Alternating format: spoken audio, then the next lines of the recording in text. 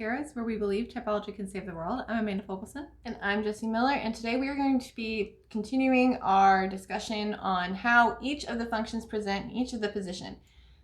There are 1,000 resources on our channel, so you can go watch what does introverted thinking mean, what is your cognitive function stack. You can learn all the information that you possibly need over on our channel. So we're going to just jump into the information today because we are talking about introverted thinking as it presents in the child position, so the tertiary position. So that is for the INFJs and the ISFJs. And yes, I am an INFJ. She is.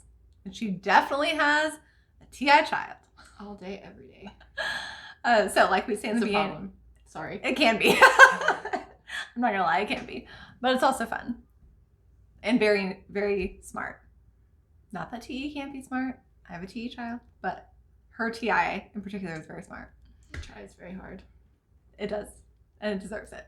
So, that being said, one thing that we say in the beginning of every video is that anyone can be anything. And while we do completely agree with that, one thing that we did want to note for these particular videos is that we are trying to hone in on the consistencies within the two types that use TI child. That being said, we're going to be mentioning a lot of the behaviors that are consistent across the two of them regarding TI child, but the important thing to recognize and to really, really think about and to take away from this video is that the motivation behind the behavior is really how you determine if you're using TI child as a function. That being said, let's get into it. So the child function, this is your vulnerable function. It can be so many things. Defensive, bratty, immature, naive, playful. So all of these things are tendencies that you can have when you are using this function. Again, as I say in all of these videos, it's an ideal average. So if you are young, if you are in your late teens, early 20s, and you're an INFJ and you're like, why are you laughing? Because he said, if you are young, and I thought you were... Girl, late 20s, early teens is young. No, I thought you were saying like if you were Carl Young. So, as I say in all of these videos, if you are a little younger and you are in your late teens, early 20s, or if you're a little older, if you're in the middle of your life, you may not relate to all of this because you've already naturally started on the process of differentiating your functions. But if you are in that kind of sweet spot of development and it's for typical type development pending any serious trauma or any life events that could have knocked you off your type development path, you will typically present these things, and it's called an ideal average. So please keep that in mind as we are discussing this, because what I don't want to have happen, and Amanda doesn't either, she doesn't want you to watch and be like, hey, I don't do that. I'm not an INFJ or ISFJ. Please don't do that. So keep that well. We do want you to think critically about your type. Well, yes, but that is true too, actually. Don't just take an example that we give of like a behavior that one of these have and say, oh, I do that exact same thing, so I'm for sure this, or I'm for sure not this. Think critically, use that example and look inward and like really, really, really look at your TI and look at the motivation behind it. Because again, TI can appear like it's TE if your TI is wanting to make everything efficient or wanting to look big picture or something or whatever, because it's your motivation behind it. It doesn't mean that you're a TE user. It means it's your motivation behind it. So yeah, you can use our examples. That's why they're here. That's why we want to do this. But just be sure to don't take it and run with it. Take it and think about it. That's a very good way to put that. I like it. Thank you. So having said that, introverted thinking as it is defined is primarily concerned with naming, defining, and understanding logical systems. And I got those 3 words straight from Beebe, who is one of my favorite Jungian analysts, but I have a whole long list of them, and you can come talk to me if you want more information about where I get my stuff, because it's also all linked at the bottom of this. I cite my sources. So these are the behaviors in tertiary TI users, or people who have TI as their child function. So INFJs and ISFJs are both introverted. And so as an introverted person, it's very easy to stay introverted. Their second function is extroverted feeling. And extroverted feeling requires them to go outside of their own heads. And sometimes for ISFJs or INFJs who are very introverted, they want to stay in their introverted perceiving function. So what happens is called a loop. So they introvert from their introverted perceiving function into their introverted judging function, which is introverted thinking.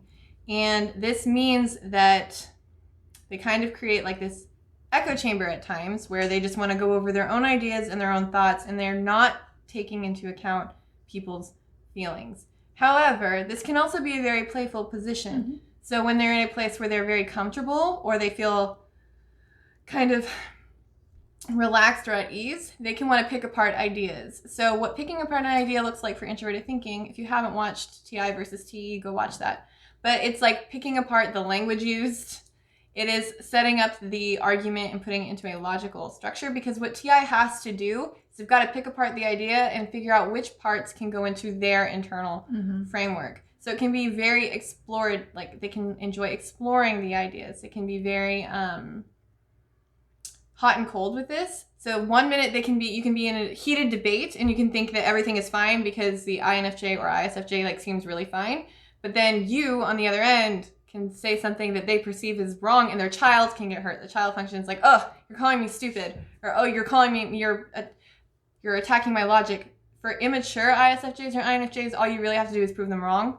And then you can injure you can have 100% proof that they're wrong, and then it hurts their feelings. Really upset, yeah. Yes, it hurts their feelings, and so that they can get really injured. So it has like this hot, cold tendency of, ouch, you just stepped on me. And you're like, what is happening? I thought we were having just a playful debate, and all of a sudden INFJ is very upset.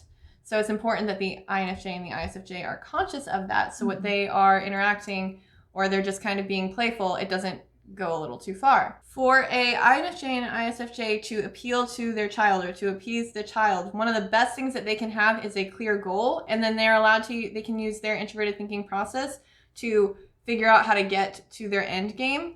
But that introverted thinking child does not like being told what to do. So if they are, in addition to that, we have a tendency to project these functions onto others. So the fear with the child function is that for an INFJ or the ISFJ, and I'm really guilty about this, I was thinking about this today actually, is when they interact with somebody who is using their introverted thinking function as their dominant or parent, so XNTP or XSTP, they look at them as if they're the childish ones. So for instance, for me, if I'm interacting with INTPs, because I have a TI child, I enjoy playing with their ideas, I enjoy playing with them, but sometimes I can have like the urge to want to parent them and take care of them and nurture them, and I might even see them as a little bit childish because I have a TI child. And that can completely distort my version of reality. Now, ISTP out there, my buddy, I'm not talking about you, you're very mature. Like, I don't look at you as a child at all. Nor do I look at my ENTPs or ESTP buddies that way. But I do know in the past, in particular, I had a tendency to kind of look at them as if they needed taken care of. Because I recognized my own child in them, and I was projecting that image onto them. And now that's not like, if you've watched our TI in the parent position video, we also talk about parenting, like the TI parent wants to parent others, but it's not in the same way. So Jessie's using her child wants to parent others, but it's really because she sees their TI as a child. And then my FE, my extroverted feeling process, is actually the one that wants to come and parent them, because they have extroverted feeling as their inferior, so they're not so great at that. So what will happen is I'm interacting with, how am I supposed to say this? An NTP or an STP? Yes, it's XXTP. That's it. Yes. I could not figure that out. XXTP. Any of the TP types, I will look at them and I'll see them almost as childish. And this is for any INFJ or ISFJ who hasn't either encountered this projection already or taken care of it. They will want to nurture them with their extroverted feeling process. And that's not fair, because they don't need to be parented. Yeah. That may be very inappropriate for that situation. So that's why understanding the language and understanding your own projections are very, very important. So society needs healthy introverted thinking process, because ISFJ and INFJs, if they have lived mostly in their first two functions, which is actually typical type development, if they've worked in their first two functions and they don't strengthen that introverted thinking third function, if it's not healthy, then that means that they can be really left with they don't know what they think. And that can be a dangerous place for them. They cannot have a strong logical system. And so when they are presented with a problem, they are pulling from either their introverted intuition, which that's a mess, or introverted sensing. And introverted sensing is just a collection of your own past and experiences. And so you need to be able to logic your way through something, especially with a function like extroverted feeling as your parent, which requires so much validation. You need to have a strong introverted thinking function. On the other side of that, if you are too introverted and you are looping between these two things and you don't develop your extroverted feeling process, then that means that you are just caught in your own head and you're not actually acting. You're not out in the world. And ISFJs are a huge percentage of the population. INFJs not so much, but ISFJs are, and they do a lot of things. So it's in the best interest of society that they know who they are and that they're also out there doing things. They're not just stuck in their head. And INFJs, y'all are right. Just kidding. INFJs have a lot to offer the world because, I don't know. Okay, so INFJs have a lot of positivity about them, but if you're an INFJ, you know how hard it is to talk about the positive traits of an INFJ. So I'm going to do it. INFJs are able to focus so well on anything that means the world to them. However, it's going to be one thing. And so sometimes with an INFJ, when they are being focused on this, they can have this obsession with a certain goal or a certain task at hand and completely miss out on literally life, on everything else. And so, but on the flip side of that, that goal is theirs. Like there's no option of failure. There's no option to veer off course. That's not going to happen. Not for a healthy INFJ. No. That being said, from a personal growth perspective, for both ISFJs and INFJs, I mean, the number one thing when using your child is to, especially with these two types, you guys can sometimes use FE and TI equally. And so let that happen. It's just like Jessie was explaining. She explained both situations where you rely too heavily on your FE or too heavily on your TI. Life is all about balance, right? And being a healthy human being is all about being balanced. We've got two extroverted functions, two introverted functions for a reason. Let that happen.